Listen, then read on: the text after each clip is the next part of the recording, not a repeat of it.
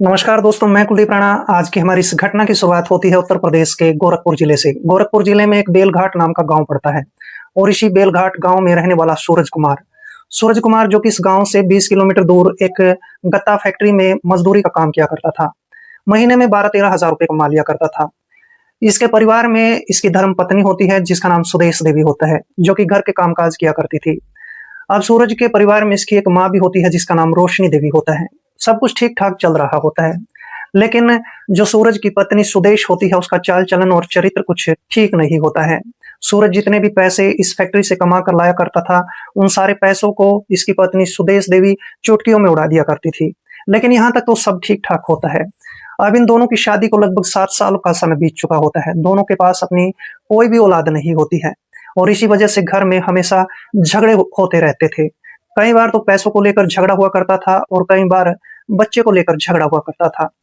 कई बार तो जो सूरज की माँ रोशनी देवी होती है वह अपनी बहू सुदेश देवी को कहती थी कि तुम एक तरह से बांझ औरत हो, तुम्हारे पास कोई भी अपनी औलाद होने वाली नहीं है। लेकिन सुदेश देवी भी कुछ कम नहीं होती है। वह अपनी सासु रोशनी देवी को सिर्फ एक ही बात बोलती थी कि कमी तुम्हारे बेटे के अंदर है। तुम्हारा बेटा रात के समय जैसे कमरे में आता है तो फिर तकिया लेकर वो अलग से जाकर लेट जाता है। वह मुझे समय ही नहीं दे पाता है। अगर वह समय भी देता है तो मेरी इच्छाओं को वो पूरा नहीं कर पाता है। तो फिर बच्चे कहाँ से पैदा होंगे। और वास्तव में सूरज के अंदर भी बहुत बड़ी कमी होती है। इस बात को उसकी माँ रोशनी देवी भी जानती थी। और आज के समय में जब सूरज वहां पर खड़ा होता है तो अपनी सारी बातों को सुनकर वो नजरें नीचे झुका लेता है। लेकिन 10 मिनट का वक्त गुजरने के बाद इस गली के अंदर एक सब्जी बेचने वाला आ जाता है। और जब सब्जी बेचने वाले की आवाज सुदेश देवी को सुनाई देती है तो सुदेश अपनी सासू को कहने लगती है कि मैं थोड़ी सी सब्जियां खरीद कर लाती हूँ। और उसके बाद सुदेश देवी अपने पति से कुछ पैसे लेती है और पैसे लेने के बाद उस सब्जी बेचने वाले के पास चली जाती है। सब्जी बेचने वाले को बोला जाता है कि मुझे 2 किलो आलू दे दो और एक अच्छा सा बैंगन दे दो। अब जैसे ये बात सब्जी वाले को कही जाती है तो सब्जी वाला इसकी तरफ मुस्कुराने लगता है और मुस्कुराते हुए वह 2 किलो आलू इसको दे देता है और सिर्फ एक बैंगन इसको दे देता है। सब्जी वाले की समझ में ये बात नहीं आती है कि इस महिला ने 2 किलो आलू खरीदे हैं और साथ में सिर्फ एक ही बैंगन क्यों खरीदा है। आखिरकार सब्जी खरीदने के बाद सुदेश देवी अपने घर पर आ जाती है और जब सुदेश देवी की सासू रोशनी देवी उसके हाथ में सब्जी देखती है तो देखकर बड़ी दंग रह जाती है। रोशनी देवी भी सोचने लग जाती है कि बहू सुदेश ने 2 किलो आलू खरीदे हैं और ये हर रोज एक बैंगन साथ में खरीदती है। आखिर ये बैंगन का क्या करती है। और इस तरह से थोड़ा सा वक्त गुजर जाने के बाद सुदेश देवी का पति सूरज अपनी फैक्ट्री में काम करने के लिए चला जाता है। लेकिन घर पर सुदेश और सुदेश की सास रोशनी देवी ये दोनों अकेली रह जाती हैं। लेकिन 10 मिनट का वक्त गुजरने के बाद सुदेश देवी उस बैंगन को लेकर बाथरूम में चली जाती है और बाथरूम में जाने के बाद बाथरूम का दरवाजा बंद कर लेती है। ये सब कुछ सुदेश की सास रोशनी भी देख रही होती है। लगभग 20 से 25 मिनट का वक्त गुजर जाता है। सुदेश अपने उस बाथरूम से बाहर नहीं निकलती है और इतना वक्त जब बीत जाता है तो इसके बाद जो सुदेश की सास रोशनी देवी होती है वो सारी बातों को समझ जाती है। यहाँ पर रोशनी देवी सोचने लग जाती है कि उसकी बहू बैंगन को लेकर हर रोज बाथरूम में जाती है और 20-25 मिनट के बाद बाथरूम से बाहर निकलती है। और इन सारी बातों को जब रोशनी देवी समझ जाती है और जब ये महिला सुदेश उस बाथरूम से बाहर निकलती है तो फिर रोशनी देवी अपनी बहू सुदेश को कहने लगती है कि देखो सुदेश, ये बात अच्छी नहीं है। एक दिन ये बैंगन ही तुम्हारी जान ले लेंगे अगर तुमने ये काम करना नहीं छोड़ा। सुदेश वहां पर नजरें नीचे झुका लेती है, लेकिन सुदेश अपनी सास की सारी बातों को एक कान से सुनती है और दूसरे कान से बाहर निकाल लेती है। सुदेश नहीं जानती थी कि जो बैंगन वो हर रोज खरीदती है कल भविष्य में जाकर यही बैंगन उसकी जान लेने वाला होता है। लेकिन सुदेश देवी के मन पर उसकी सास रोशनी देवी की बातों का बहुत बुरा गहरा असर पड़ा था। अब सुदेश सोचने लग जाती है कि उसका पति उसकी इच्छाओं को पूरा नहीं कर पाता है और इधर से उसकी सास रोशनी देवी उसको ताने मारने लगी है। अब सुदेश देवी किसी गैर मर्द के सहारा लेने के बारे में सोचने लग जाती है। आखिरकार दिन गुजरते चले जाते हैं और एक तारीख आ जाती है 10 सितंबर 2025 का दिन। सुबह के करीब 9 बजे के आसपास का वक्त होता है। सूरज कुमार अपने गत्ता फैक्ट्री में मेहनत मजदूरी करने के लिए चला जाता है। दूसरी तरफ सुदेश की सास रोशनी देवी भी पड़ोसियों के घर पर चली जाती है और सुदेश देवी अपने घर में अकेली रह जाती है। लेकिन सुदेश जब अपने घर से बाहर निकलती है तो उसकी नजर सामने वाली दुकान पर पड़ती है। आज वो दुकान बंद नहीं पड़ी होती है, बल्कि उस दुकान के अंदर गांव के ही एक लड़के मनीष ने सब्जी बेचने का काम शुरू कर दिया था। और जैसे ही इस महिला सुदेश की नजर उस सब्जी बेचने वाले लड़के मनीष पर पड़ती है तो मनीष को देखकर ये महिला काफी दंग रह जाती है। सुदेश देवी सोचने लगती है कि अब तो मेरे घर के सामने दुकान खुल चुकी है और इस दुकान पर बहुत ही हैंडसम लड़का बैठता है जिसका नाम मनीष है। और मनीष को अब ये महिला हासिल करने के बारे में सोचने लग जाती है। अब तो ये महिला सुदेश देवी इस मनीष की दुकान पर सब्जी लेने के बहाने जाने लगती है और सब्जी खरीद कर उसकी दुकान से अपने घर पर आ जाया करती थी। साथ के साथ यह मनीष के साथ काफी देर तक बातचीत भी किया करती थी, लेकिन मनीष भी नाड़े का ढीला होता है, लंगोट का ढीला लड़का होता है और मनीष भी इस महिला पर काफी हद तक फिदा हो चुका होता है। इस तरह से 10 दिनों का वक्त गुजर जाता है और एक तारीख आ जाती है 20 सितंबर 2025 का दिन। सुबह के 9 बजे के आसपास ये महिला सुदेश देवी मनीष की दुकान पर सब्जी खरीदने के लिए चली जाती है और मनीष को बोला जाता है कि मुझे 2 किलो आलू दे दो, साथ में अच्छा सा एक बैंगन भी दे दो।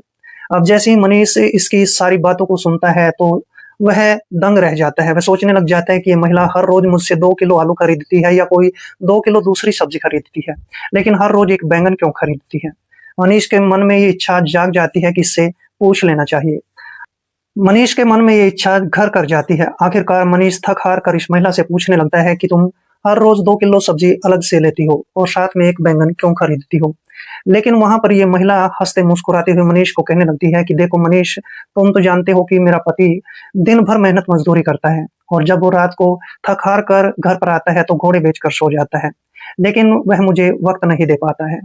अब जब ऐसी ऐसी बातें ये महिला करने लगती है तो मनीष कहने लगता है कि भाभी, तुम्हें आज से किसी बैंगन की कोई जरूरत ही नहीं पड़ेगी। अब जब मनीष इस बात को इस महिला को कहने लगता है तो सुदेश देवी इसकी तरफ मुस्कुराते हुए कहने लगती है कि तुम ऐसा करना मनीष, आज मेरे घर पर कोई भी नहीं है। जैसे ही मैं सब्जी खरीद कर अपने घर पर जाती हूँ तो 10 मिनट के बाद तुम मेरे घर पर आ जाना, क्योंकि मेरी सास पड़ोसियों के घर गई हुई है। मनीष बेहद खुश हो जाता है। मनीष भी सोचने लगता है कि अगर ये महिला मुझे मौका दे रही है तो मैं इस मौके को क्यों छोड़ूं। और इस तरह से ये महिला सब्जी खरीदने के बाद अपने घर पर आ जाती है और फिर मनीष के आने का इंतजार करना शुरू कर देती है। आखिरकार मनीष अपनी दुकान का शटर बंद करता है। शटर बंद करने के बाद इस महिला के घर के दरवाजे पर दस्तक देने लग जाता है और फिर ये महिला सुदेश देवी घर का दरवाजा खोल देती है और फिर सुदेश देवी इस लड़के मनीष को लेकर अपने घर के कमरे के अंदर चली जाती है। और आज के समय में ये दोनों मिलकर अपनी ही रजामंदी से गलत रिश्ते कायम करने लग जाते हैं। ये दोनों तब तक इस गलत काम को करते हैं जब तक इन दोनों का मन खुश नहीं हो जाता है। और जैसे दोनों का मन खुश हो जाता है, दोनों की इच्छा पूरी हो जाती है, तो फिर सुदेश देवी इसको कहने लगती है कि मुझे 2000 रुपए भी चाहिए। और इसके बाद ये लड़का इस महिला को 2000 रुपए दे देता है और पैसों को लेकर सुदेश देवी बेहद खुश हो जाती है और मनीष ये सब काम निपटाने के बाद इसके घर से निकल जाता है।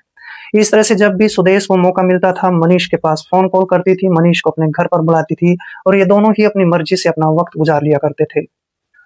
अब तो सुदेश देवी हमेशा खुश रहने लग जाती है, क्योंकि सुदेश इस लड़के मनीष से कुछ पैसे भी लिया करती थी और फ्री में सब्जी भी खरीद लिया करती थी।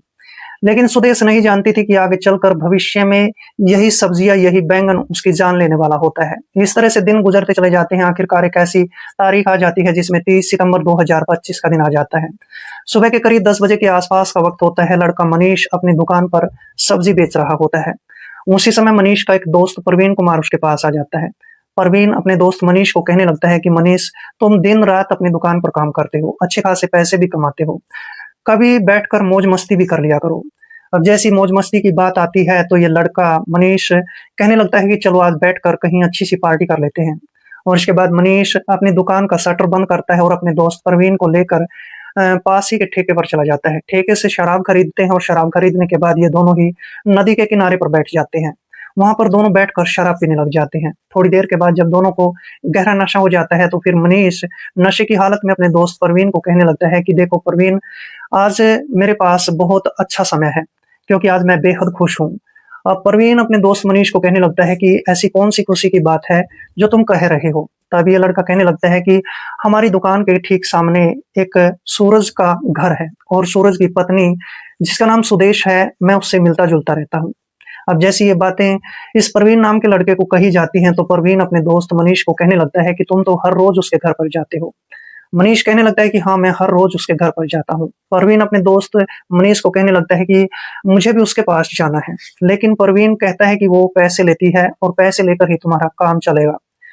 प्रवीण कहने लगता है कि पैसों की तुम फिक्र मत करो, पैसे मैं उसे दे सकता हूँ।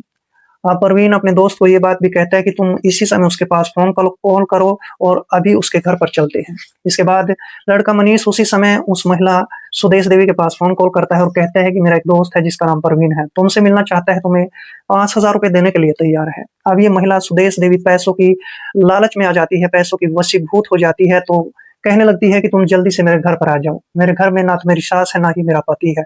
अब जैसे दोनों दोस्त इस बात को सुनते हैं तो बेहद खुश हो जाते हैं। उसी समय परवीन अपनी मोटरसाइकिल उठाता है और साथ में अपने दोस्त मनीष को उस मोटरसाइकिल पर बैठाकर सुदेश देवी के घर के सामने आ जाते हैं। घर के दरवाजे पर दस्तक दी जाती है, सुदेश अपने घर का दरवाजा खोल देती है।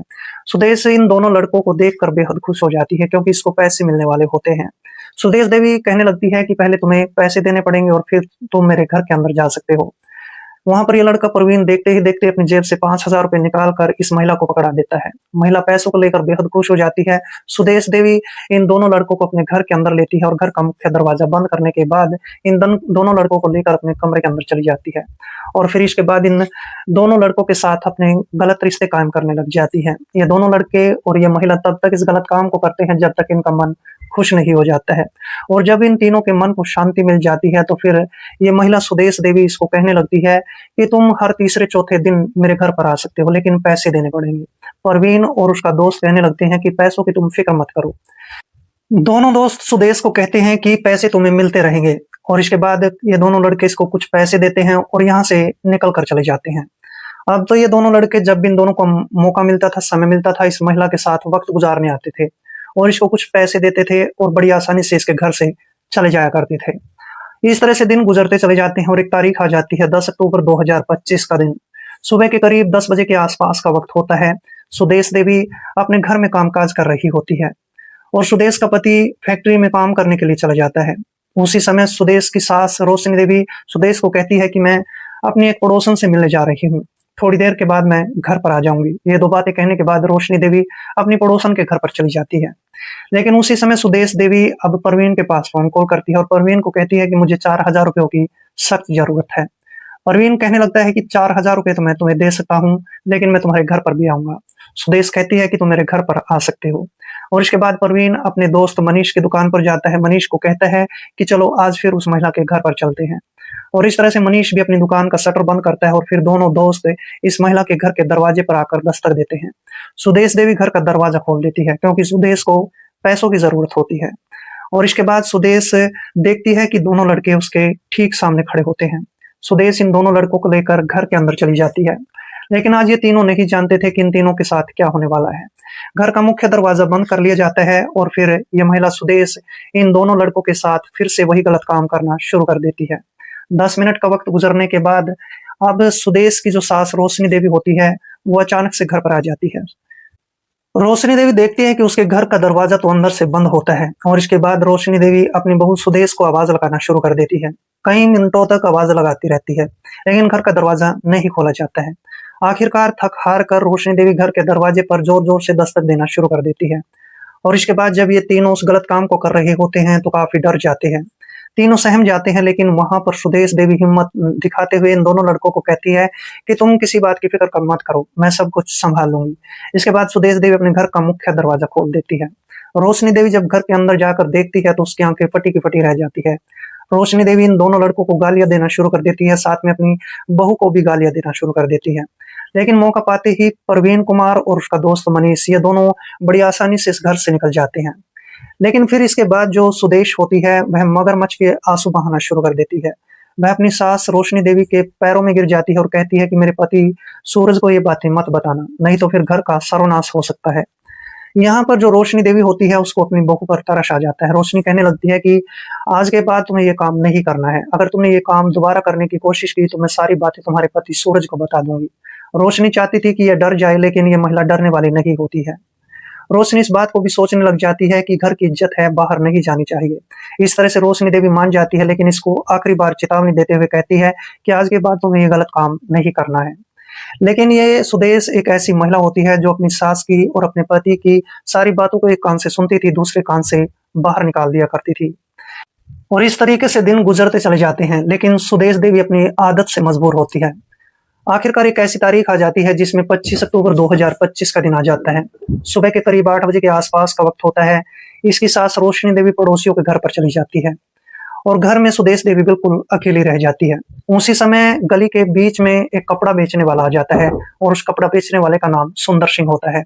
सुंदर सिंह हमेशा इस महिला सुदेश को कुछ कपड़े उधार में दे दिया करता था और आज सुंदर सिंह अपने 8,000 रुपए लेने के लिए इसके घर के दरवाजे पर आकर दस्तक देता है। अब जैसे घर के दरवाजे पर सुंदर सिंह दस्तक देता है तो ये महिला सुदेश देवी घर का दरवाजा खोल देती है। सुंदर सिंह इस महिला सुदेश को कहने लगता है कि तुम्हें मुझे 8,000 रुपए आज ही देने पड़ेंगे क्योंकि पिछली उधार सारी बाकी पड़ी है। लेकिन यहाँ पर सुदेश कहने लगती है कि मुझे थोड़े से कपड़े और लेने हैं और फिर अगले महीने में मैं तुम्हारे सारे कर्ज को उतार दूंगी। लेकिन सुंदर सिंह जिद पर अड़ जाता है, कहता है कि पहले मेरे 8,000 रुपए दो और फिर आगे तुम्हें कपड़ा दे दूंगा।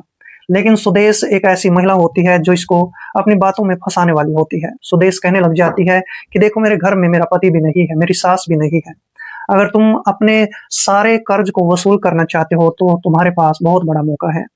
अब ये कपड़े बेचने वाला सोचने लगता है कि जब ये महिला मुझे मौका दे रही है तो क्यों ना इस मौके का फायदा उठा लिया जाए और वैसे भी मेरे पैसे आने वाले नहीं है। और इस तरह से सुंदर सिंह हाँ भर देता है और ये फिर महिला जो सुदेश होती है अपने घर का मुख्य दरवाजा बंद कर लेती है और फिर इस लड़के को लेकर अपने घर के कमरे के अंदर चली जाती है और फिर सुंदर सिंह के साथ यह गलत काम करना शुरू कर देती है।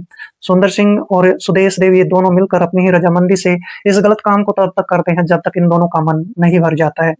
आखिरकार जैसे ही दोनों को खुशी मिल जाती है तो इसके बाद सुदेश इस सुंदर सिंह को कहने लगती है कि मुझे और भी कपड़े चाहिए। सुंदर सिंह हंसते मुस्कुराते हुए इसको कुछ कपड़े और दे देता है और सुदेश देवी उन कपड़ों को लेकर बेहद खुश हो जाती है। सुदेश अब सोचने लग जाती है कि वो दो लड़के तो मेरी जिंदगी से जा चुके हैं, लेकिन इस कपड़े बेचने वाले को मैं नहीं छोड़ने वाली हूँ क्योंकि ये मुझे पैसे भी दिया करेगा, साथ में कपड़ा भी फ्री में दे दिया करेगा। लेकिन यहाँ पर सुदेश नहीं जानती थी कि आगे चलकर भविष्य में उसके साथ क्या होने वाला है। और इस तरह से कई दिनों का वक्त गुजर जाता है और एक तारीख आ जाती है 4 नवंबर 2025 का दिन। सुबह के करीब 9 बजे के आसपास सुदेश देवी अपनी सास रोशनी देवी को कहने लगती है कि सासू माँ आज तुम्हें सब्जी खरीद कर लानी है, मैं किसी भी दुकान पर सब्जी खरीदने नहीं जाऊंगी। रोशनी बेहद खुश हो जाती है। रोशनी सोचने लगती है कि उसकी बहू सुधर चुकी है, लेकिन रोशनी नहीं जानती थी कि उसकी बहू सुधरी है या नहीं सुधरी है। रोशनी घर से पैसे लेती है और पैसे लेने के बाद सब्जी बेचने वाले की दुकान पर चली जाती है। 2-3 किलो आलू खरीदती है, कुछ अच्छे खासे बैंगन भी खरीद लेती है और ये सब सब्जी खरीदने के बाद वह अपने घर पर आ जाती है। अपनी बहू को कहती है कि आज बेटा तुम्हें आलू बैंगन की सब्जी बनानी है।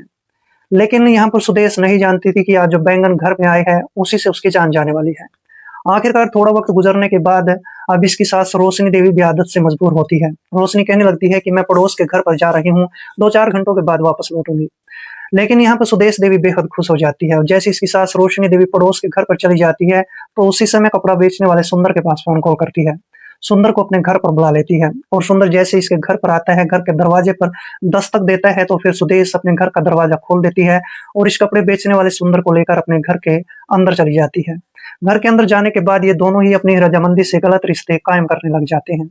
लेकिन 10 से 15 मिनट का वक्त गुजर जाने के बाद जो इसकी सास रोशनी देवी होती है वो अचानक से घर पर आ जाती है। घर का दरवाजा मुख्य बंद होता है और फिर दरवाजे पर दस्तक दी जाती है।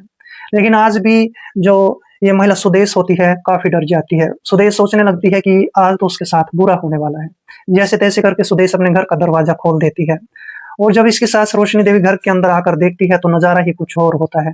रोशनी देखती है कि कपड़े बेचने वाला सुंदर सिंह आपत्तिजनक स्थिति में बिस्तर पर पड़ा हुआ था और उसको देखकर रोशनी देवी इस सुंदर सिंह को भी गालियां देना शुरू कर देती है, अपनी बहू सुदेश को भी गालियां देना शुरू कर देती है। जो सुंदर सिंह होता है मौका देखकर यहाँ से भागने में कामयाब हो जाता है। लेकिन आज रोशनी देवी अपनी बहू सुदेश को कुछ भी नहीं कहती है, वह चुपचाप बैठी रहती है और सुदेश देवी सोचने लग जाती है कि उसकी सास शायद आज भी उसके पति को कुछ भी नहीं बताने वाली है। लेकिन जैसे ही शाम के 7 बजे के आसपास का वक्त होता है तो सूरज भी थक हार कर अपने कामकाज से अपने घर पर वापस आ जाता है और इसके बाद रोशनी देवी अपने बेटे सूरज को लेकर एकांत कमरे में जाती है। सूरज को कहने लग जाती है कि बेटा तुम्हारी बहू गलत रास्ते पर चल पड़ी है। पिछले दिनों मैंने 2 लड़कों के साथ घर के अंदर पकड़ा था और आज कपड़ा बेचने वाला सुंदर सिंह भी घर पर आया था, उसके साथ भी मैंने इसको रंगे हाथ पकड़ लिया है। लेकिन ये सब्जियां भी हर रोज खरीदती है, बैंगन भी हर रोज खरीदती है और आज भी मैंने इसके लिए बैंगन खरीद कर ला रखे हैं। लेकिन तुम्हारी पत्नी बात को समझती नहीं है और इस बात पर आज सूरज सिंह को बेहद गुस्सा आने लग जाता है। सूरज सोचने लगता है कि उसकी पत्नी गलत रास्ते पर चल पड़ी है क्योंकि उसकी माँ झूठ नहीं बोल रही थी। अब सूरज अपनी पत्नी को ठिकाने लगाने के बारे में सोचने लग जाता है। अब जैसी रात के करीब 8 बजे के आसपास का वक्त हो जाता है तो सूरज अपनी पत्नी सुदेश को कहने लगता है कि घर के कमरे के अंदर चलो, और इसके बाद सुदेश को लेकर वह कमरे के अंदर चला जाता है और फिर वहां से उन बैंगनों को भी उठा लेता है। बैंगन भी बड़े बड़े होते हैं। सूरज कुमार इन्हीं बैंगनों के साथ कुछ करने वाला होता है। वह अपनी पत्नी सुदेश को लेकर कमरे के अंदर चला जाता है। कमरे का दरवाजा अंदर से बंद कर लिया जाता है और फिर इसके बाद सूरज कुमार अपनी पत्नी के हाथ पैरों को रस्सी के साथ बांधना शुरू कर देता है। हाथ पैर रस्सियों के साथ बांधने के बाद उसके मुंह पर भी कपड़ा बांध देता है और फिर इसके बाद जो सूरज कुमार होता है इन बैंगनों को उठाकर अपनी पत्नी के संवेदनशील हिस्से के अंदर डालना शुरू कर देता है। 3-4 बैंगनों को वो ऐसे ही डाल चुका होता है और तकरीबन 2 घंटे का वक्त गुजर जाता है, लेकिन कमरे का दरवाजा नहीं खोला जाता है। दूसरी तरफ रोशनी देवी इस बात को सोचने लग जाती है कि उसके बेटे ने शायद कुछ गलत काम कर लिया है या फिर उसने अपनी पत्नी के साथ ही कुछ गलत काम कर दिया है। रात के करीब 10:30 बजे के आसपास का वक्त हो जाता है। रोशनी देवी घबरा जाती है। रोशनी देवी अपने पड़ोसी जनों को चिल्ला चिल्ला कर इकट्ठा कर लेती है। रोशनी कहने लगती है कि मेरे बेटे ने अपनी पत्नी को कमरे के अंदर बंद कर दिया है और खुद भी अपने आप को कमरे के अंदर बंद कर लिया है। शायद वो कुछ गलत काम कर चुके हैं। और इस तरह से पड़ोसी जन इस बात को सोचने पर मजबूर हो जाते हैं कि आखिर इनके घर में क्या हो रहा है। पड़ोसी जन जैसे ही उस दरवाजे को तोड़कर अंदर जाते हैं तो पड़ोसियों की आंखें फटी की फटी रह जाती हैं। पड़ोसी जन देखते हैं कि सुदेश वहां पर मृत हालत में पड़ी हुई थी। उसके शरीर से काफी खून भी बह रहा होता है और वहां पर उसका पति सूरज अपने कमरे के अंदर बैठा हुआ होता है। अब इन्हीं पड़ोसी जनों में से एक पड़ोसी जिसका नाम अर्जुन होता है नजदीकी पुलिस स्टेशन में फोन कॉल करता है। मौके पर पुलिस को बुला लेता है। पुलिस जैसे घर के अंदर आती है तो देखती है कि वहां पर सुदेश देवी मृत हालत में पड़ी हुई थी। उसका पति सूरज उसके पास बैठा होता है और इसके बाद पुलिस सुदेश के शव को कब्जे में ले लेती है और वहां पर इस लड़के सूरज को गिरफ्तार कर लिया जाता है। गिरफ्तार करने के बाद पुलिस स्टेशन में ले जाया जाता है और जब सूरज से पूछताछ शुरू कर दी जाती है तो सूरज अपनी पत्नी की पूरी कहानी को पुलिस के सामने बयां करता है। पुलिस भी इसकी पूरी कहानी को सोचकर सुनकर दंग रह जाती है और इसके बाद पुलिस इस लड़के के खिलाफ चार्जशीट दायर कर लेती है। लेकिन इस पूरे घटनाक्रम के दौरान सूरज ने जो अपनी पत्नी सुदेश देवी के साथ किया, क्या वो सही था या गलत था? कमेंट बॉक्स में जरूर लिखें। मिलते हैं दोस्तों किसी ऐसी घटनाक्रम के साथ। तब तक के लिए दोस्तों जय हिंद, वंदे मातरम।